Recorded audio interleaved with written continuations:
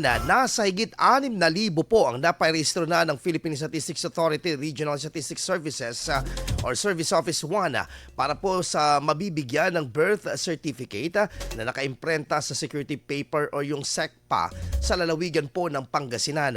Ayon po sa PSA RSSO 1, nasa 6,616 ang kabuuan po na bilang po ng mga Pangasinense ang naparehistro na sa ilalim po ng naturang programa, habang nasa 5,972 naman ang mga benepisyaryo ng mga programa na natanggap na ang nasabing dokumento.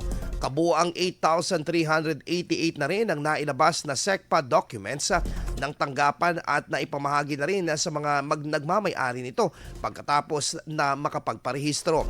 Sa buong rehiyon, higit 9,000 ang naiparehistro na sa tanggapan ng naturang programa. IFM News. IFM News. IFM News.